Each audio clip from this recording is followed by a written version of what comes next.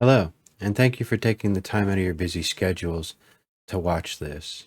Please like, subscribe, and share this video if you feel that it is a benefit to you or to someone that you might know. Go ahead and leave a comment down below. I do my best to respond to them. Today I wanted to speak about investing in your business.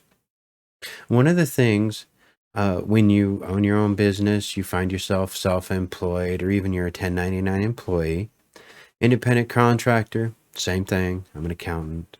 Um, which with certain mandates might be a way to consider moving your business or your career. One of the things that you'll find when you own your own business is you should expect to invest within that business. And it's not just a one and done. It does require sort of a continual investment within the business. When it's a storefront, you're investing in stock. When it's a service business, you're investing in training in one form or another, or equipment, or even software. It depends on the form, what business that you actually are doing. Some businesses, again, there are opportunities where this is taken care of for you, but you can expect to invest within your business once you start. You should also very much expect to invest within yourself. Now, in my last video, I talked about dressing the part. That would depend, of course, on the part of the country that you live in. Whether you want to wear a full tailored suit or just a jacket, a nice shirt, and some jeans. As long as it's not hanging down around your knees and you look presentable, you look good, you look like you're serious. See, that's part of it. If you walk into a business and you've got your pants around your knees, they ain't going to take you serious. If you walk into a business and it's the corporate dressed down day and you're dressed in a suit, you're going to stick out like a sore thumb. It depends. So, even if you can pull off the grunge look, it doesn't exactly work in certain situations. So from a professional point of view, you want to look the part for the region that you're in. Oh, and don't show up to a business meeting in sandals and shorts and a t-shirt. You know, granted, it might work in Maui, but it won't work so well in New York. And I kind of guarantee with some of the business people I know in Maui, it won't go over too well. So you want to dress the part. You want to look like you're serious about the business that you're in.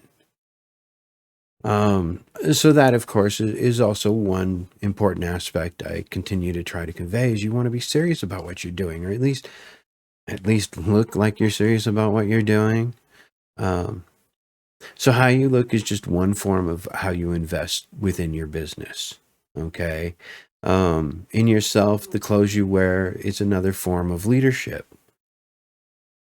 I will say, when was the last time you saw Mr. Biden show up in jeans and a t-shirt to a press conference? So there is some expected apparel to look the part. Now, books is another form, and there's a lot of them out there, and some of them I found to be a benefit to me, and others I would definitely not recommend. Now, there's some great books that also teach leadership, written by, say, Napoleon Hill, Alan Watts, just to name a couple. And there are some really valuable. There's some really valuable information in there. So, those who are thinkers that motivate you, or are intended to motivate you to step off the deep end and believe, for you to believe in yourself and become more self-reliant, self-sufficient. There's a sense of self-ruggedness and independence that comes with it. And it's kind of missing in people today, but these are people you want to associate with. Another form for my business, of course, is to invest in others as well as myself. Such as one of the things I do is I invest in leads. Now, you can buy warm leads and you can buy cold leads. Now, the definition of warm leads to me, in this instance, are people who are actively looking for the services that I offer. It'd be like standing on a car lot and going to talk to somebody at a car dealership.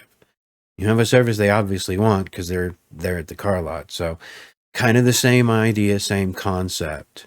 Now, these can be broken down into two types of leads when you have the warm and cold. You have recruiting leads and you have production leads. I tend to focus on production myself. I prefer it. I don't encourage it for everyone to do. But it is a skill that can be mastered. And, sales is definitely one of those. Also, another form to invest in your business would be as cold leads. And again, this is more if you're looking for associates or other people who want to get into it, kind of involved in network marketing businesses. And you can get, for me, those, I talk about cold leads, now those are usually leads that are a bit old, usually more than 2 weeks. Because when you're doing leads, you don't want to let them sit around. You want to act on it. You want to be intentional. You want to set goals for the number of leads you want to do. I'll do another video on it.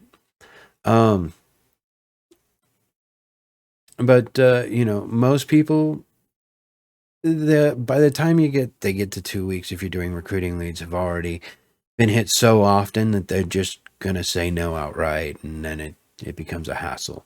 So you also, if you're doing leads, you don't want them too old either. This is, again, so these are forms of investing in your business. I sit at home, I work over the phone, COVID, so more people are doing it. I hope, again, this is helping. So at the same time, most people that are only approached one time, according to statistics, when you're looking for lead sales or recruiting leads. And this is, most people will have to be intentional. And then they'll give up almost immediately when they try with their own business. That's why it's good to have some passion for the services that you offer, such as myself. I really believe that the service I offer can benefit everybody, period.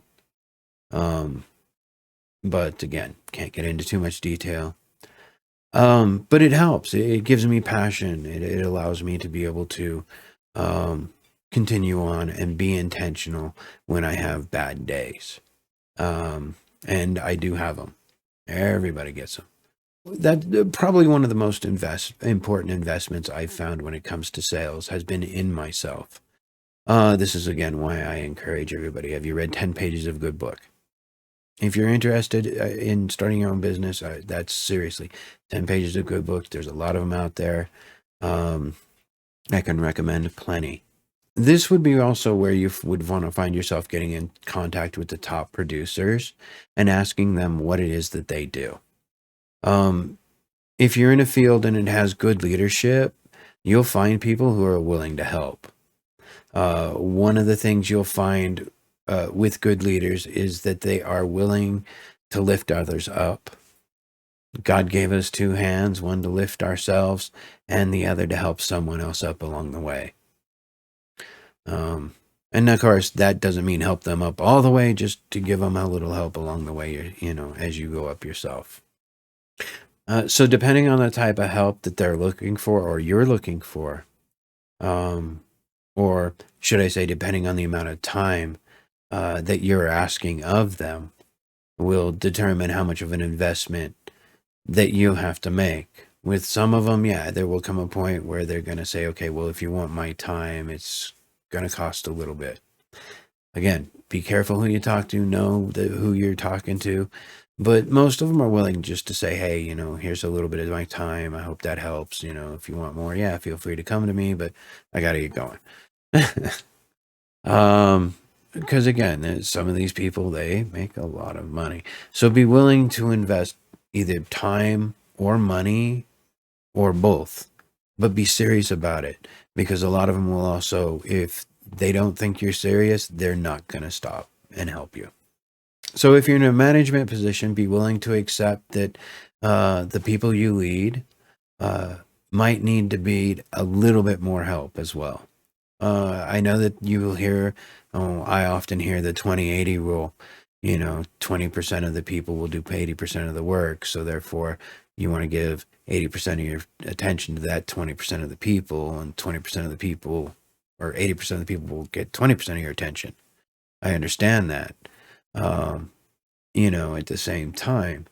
But you want to keep an eye on those people that you are leading as well, to make sure, keep an eye on the directors and make sure the directors are taking care of their directors. Um, I'll get a little bit more into that, but you want to make sure that they're able to take care of their people as well, that your managers, when the people you're leading, also have, that they're not neglecting their leaders within their groups as well. That's part of also why you can find yourself in top leadership positions. So even if it's to relay an answer to a question, it might be as well as able to help you find the answer to the question. So at the same time, don't just blow them off. If if you're in a position of leadership and someone comes to you with a question and you don't know it, this is where you can put together your mind group, your mastermind group as well, with financial consultants you trust, who would be able to help in those situations. So I guess at this point, I want to move on to the fact that taking the time to speak or to study leadership in your field would be, one way is to spend, as I've said, reading 10 pages of a good book. Investing in yourself in that way can also be invaluable for your business, especially if it's a book related to your field. I have many books written by people that are leaders in my field, that that I'm in, and I've spent a lot of time not just reading their books, but rereading them as well. Because what's the point of having a book if you're only going to read it once? I even catch them on YouTube and on their YouTube channels. I catch them on live events when I can. So it's good to have a mentor. Find somebody who you trust, and ask them to be part of your mastermind group. At least it would be helpful. But invest time in improving yourself and looking at, this is where I'd say, okay, Law of the Lid, John C. Maxwell. Look for the time, to invest in yourself. It'll help invest in your business, not just investing strictly within your business. You want to budget time to be able to do that, though, for your business as well, and invest in it. Now, if you're the smartest one in your group, you might need to get a new group as well. Most people earn only $1,000 to $3,000 of the people that they associate with, or I should say, within $2,000 to $3,000 of the people they associate with. So if you're struggling in your business, you might want to stop and take a look at the people that you're associating with. Have they gotten you to where you want to be with your business, or are they making the income that you want to make, or are they limiting you? Or are you limiting yourself as well? And remember, what you've had, you can also get back again. Don't hang out with the same people. Ask yourself, what is the relationship doing for me? Whether it's a friend or family or coworkers, ask yourself, what is it that they're doing for me, or for me? What benefit is the relationship? Is it an asset or a liability? And some relationships really are. Is that relationship dragging you down, dragging your business down? Your life matters, and you have to treat it as if it matters. So in the case of family, if you've made a mistake, they'll understand. If you don't, then accept that you might have made the right choice in the first place by separating yourself from them. After all, we've all heard about crabs in a bucket.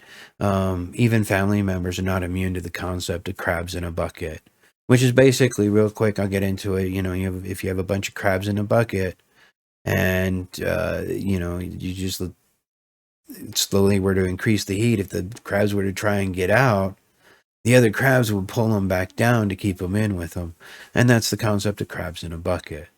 So even if it's even family, and then again, if you're wrong and the family is a benefit, they'll understand. They might even go so far as to try and contact you to help continue to lift you up. So just be prepared for that when you do go into business for yourself. All right. Now, I do want to make a quick clarification on my disclaimer in one of my previous videos. I'm still going to be making political commentaries. I just can't talk about one of my businesses in the specific. I can say that I'm a consultant, but I can't say what kind of corporation or the name of the company. But that applies specifically to me. I can say I'm an executive director, but I can't say I'm an executive director of what company. I can say I am. Well, so I can say I'm a consultant, but again, not what kind of a consultant or again, for what company. So as long as I don't get specific about the corporation that I work for or that I'm a consultant with, then everything is fine. So I will continue to make them. I also want to mention at this time, any videos that must be edited due to YouTube, I have created a Minds account. Within the next week, I hope to be starting to look at uploading some of my, or if not all of my videos, up to a Minds account that is also D&L Mentors. Go ahead and take a look at them. It'll definitely have the unedited videos, including the most recent one about any vaccines of any kind.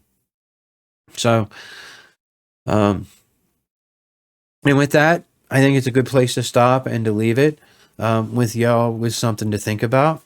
I want to say thank you for taking the time out of your very busy schedules, especially if you made it to the end of this. I honestly hope that it's a benefit to you or to somebody that you know. In these times, look at being able to start your own business. There's plenty of ways to do it. I'd be more than happy to tell you. Go ahead and contact me. But if you like the video, please like, subscribe, and share. And be intentional. A job is what you get paid for, and a calling is what you are made for. So thank you very much, and I hope you have yourselves a very beautiful day.